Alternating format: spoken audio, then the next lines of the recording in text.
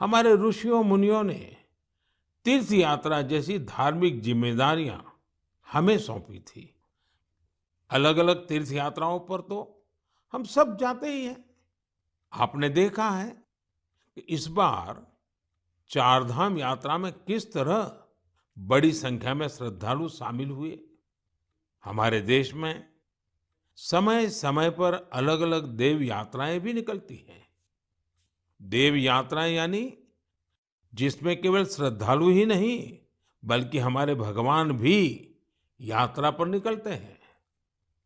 अभी कुछ ही दिनों में 1 जुलाई से भगवान जगन्नाथ की प्रसिद्ध यात्रा शुरू होने जा रही है। ओडिशा में पुरी की यात्रा से तो हर देशवासी परिचित है। लोगों का प्रयास रहता है कि इस अवसर पर पुरी जाने का सौभाग्य मिले। दूसरे राज्यों में भी जगन्नाथ यात्रा खूब धूमधाम से निकाली जाती है। भगवान जगन्नाथ यात्रा आषाढ़ महीने की द्वितीया से शुरू होती है। हमारे ग्रंथों में आषाढ़स्य द्वितीय दिवसे रथ यात्रा इस तरह संस्कृत श्लोकों में वर्णन मिलता है। गुजरात के अहमदाबाद में भी हर वर्ष आषाढ़ द्वितीया से रथ यात्रा चलती है। मैं गुजरात में था तो मुझे भी हर वर्ष इस यात्रा में सेवा का सौभाग्य मिलता था। साथियों, अहमदाबाद हो या पुरी, भगवान जगन्नाथ अपनी इस यात्रा के जरिए हमें कई गहरे मानवीय संदेश भी देते हैं।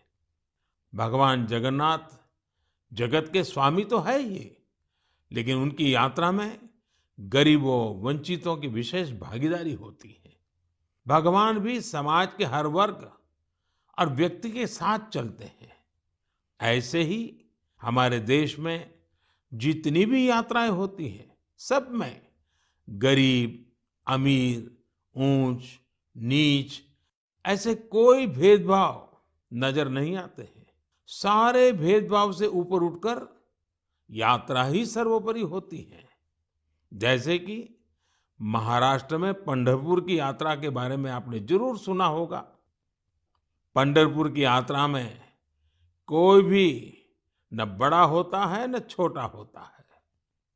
हर कोई वारकरी होता है, भगवान विट्ठल का सेवक होता है। अभी 4 दिन बाद ही 30 जून से अमरनाथ यात्रा भी शुरू होने जा रही है। पूरे देश से श्रद्धालु अमरनाथ यात्रा के लिए जम्मू कश्मीर पहुंचते हैं। जम्मू कश्मीर के स्थानीय लोग उतनी ही श्रद्धा से इस यात्रा की जिम्मेदारी उठाते हैं और तीर्थयात्रियों का सहयोग करते हैं। साथियों, दक्षिण में ऐसा ही महत्व सबरीमाला यात्रा का भी है। सबरीमाला की पहाड़ियों पर भगवान अयप्पा के दर्शन करने के लिए ये यात्रा तब से चल रही है जब ये रास्ता पूरी तरह जंगलों से घिरा रहता था। आज भी लोग जब इन यात्राओं में जाते हैं तो उसे धार्मिक अनुष्ठानों से लेकर रुकने ठहरने की व्यवस्था तक गरीबों के लिए कितने अवसर पैदा होते हैं।